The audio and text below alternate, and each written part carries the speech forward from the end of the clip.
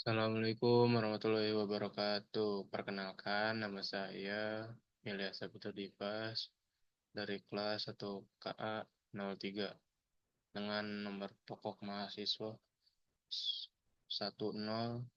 10124591.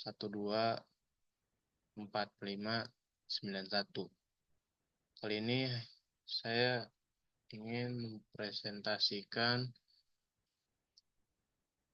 materi digital commerce dari mata kuliah Digital Digital Citizenship dengan Pak dosen Pak Hendri Dwi Putra.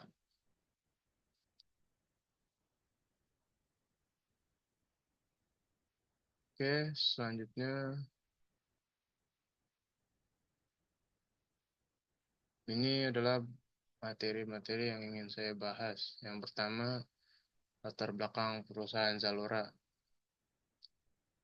Kenapa saya memilih perusahaan Zalora, tidak Shopee atau Lazada atau Bukalapak dan lainnya?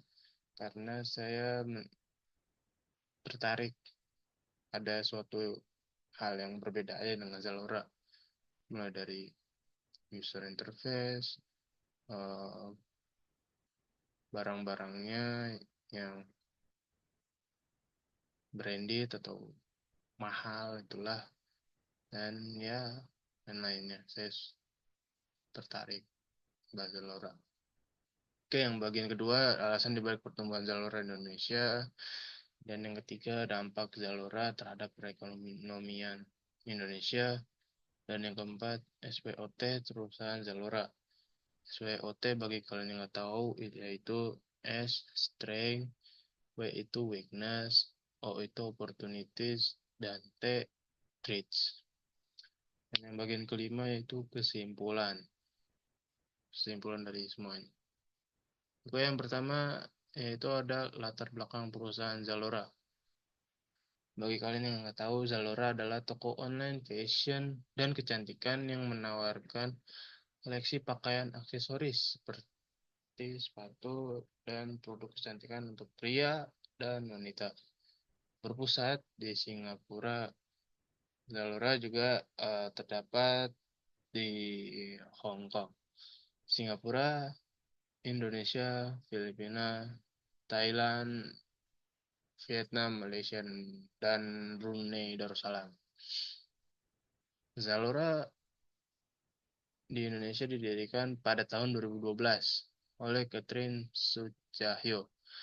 Alasan Catherine dalam mendirikan Zalora adalah ia melihat bahwa Indonesia merupakan pasar yang senang dalam berbelanja, terlebih dengan perkembangnya teknologi serta jumlah penduduk yang banyak. Tentu industri e-commerce merupakan salah satu peluang bisnis yang menjanjikan untuk masa depan. Selanjutnya, alasan dibalik pertumbuhan Zalora di Indonesia. Pertumbuhan Zalora di Indonesia dapat dikaitkan dengan beberapa faktor, seperti peningkatan minat masyarakat terhadap belanja online, kemudahan akses melalui platform digital, dan strategi pemasaran yang efektif. Selain itu, Zalora juga memanfaatkan peluang pertumbuhan e-commerce di Asia Tenggara, serta memiliki pangsa pasar yang kuat dalam industri fashion online di Indonesia. Selanjutnya, dampak Zalora terhadap perekonomian Indonesia. Zalora memiliki pengaruh signifikan terhadap perekonomian Indonesia, terutama dalam meningkatkan minat belanja online. Penelitian menunjukkan bahwa penggunaan platform seperti Zalora.co.id, yaitu websitenya Zalora, berkontribusi terhadap peningkatan aktivitas belanja digital di kalangan masyarakat. Namun, Zalora juga menghadapi tantangan dalam bersaing dengan platform marketplace lain seperti Bukalapak, Tokopedia. Zalora juga eh, dapat mengaruhi pertumbuhan dan perkembangan ekonomi e-commerce di Indonesia. Selanjutnya ada dampak Zalora terhadap perekonomian di Indonesia. Yang pertama, membantu UMKM. E-commerce seperti Zalora memberikan akses pasar yang lebih luas bagi UMKM untuk memasarkan produk mereka. Yang kedua, meningkatkan daya saing UMKM. Dengan adanya e-commerce, UMKM dapat meningkatkan daya saing mereka dan bertahan di tengah persaingan yang semakin ketat. Kemudian, membantu industri fashion bertahan dan berkembang. Pertumbuhan pengguna internet yang terus meningkat membuat industri fashion tetap berhasil bertahan dan berkembang. Selanjutnya, membantu pelaku usaha menjangkau generasi Z. Riset dari KPMG menunjukkan bahwa retail dapat menjangkau generasi Z yang menyesuaikan diri dengan tren konsumen seperti revenge tourism dan berpergian. Selanjutnya ada SWOT perusahaan Zalora, yaitu yang pertama strength. Kekuatan Zalora dalam memasarkan produknya. Di dalam industri online, shopping retail, fashion e-commerce terdapat pada produk atau barang-barang yang ada dijual sangat bagus dan bermerek atau berbranded. Otomatis, produk yang ditawarkan pun sudah pasti berkualitas tinggi dan harga jualnya pun bersaing. Yang kedua, yaitu weakness. Kelemahan Zalora terhadap pada layanan yang diberikan kadang-kadang sangat lambat karena terbukti banyak komplain yang beredar seperti pesanan yang tidak segera diproses dan konfirmasi no code pemesanan.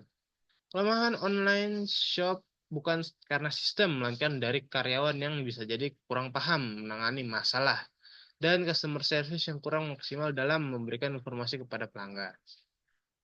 Selanjutnya yang ketiga, opportunities. Peluang bagi Zalora yaitu besarnya pasar mancanegara yang belum tergarap. Perluasan usaha baru yang melingkupi bisnis inti yang cukup menguntungkan. Dan bisnis e-commerce secara global yang cukup menjanjikan. Selanjutnya ada threats ancaman untuk Zalora, yakni semakin banyaknya saing yang bermunculan kemungkinan dapat saling menjatuhkan harga, kompetisi global yang memasuki pasar mancanegara, dan krisis ekonomi yang melanda Indonesia. Oke, terakhir ada kesimpulan. Zalora sebagai platform e-commerce fashion berhasil tumbuh pesat di Indonesia berkat meningkatnya penetrasi internet, perubahan perilaku konsumen, dan dukungan logistik yang baik. Dampak Zalora terhadap perekonomian Indonesia terlihat dari kontribusinya dalam menciptakan lapangan kerja, mendukung UMKM lokal, serta meningkatkan akses digital. Dari analisis SWOT, Strength, Weight, Opportunity Traits, Zalora memiliki kekuatan pada brand yang kuat dan layanan yang baik, namun juga menghadapi tantangan berupa persaingan ketat dan ketergantungan pada infrastruktur pihak ketiga. Oke, sekian terima kasih. Sekian terima kasih presentasi dari saya. Ila Subtodivas, kurang lebihnya mohon maaf. Billahi taufik wal hidayah. Wassalamualaikum warahmatullahi wabarakatuh.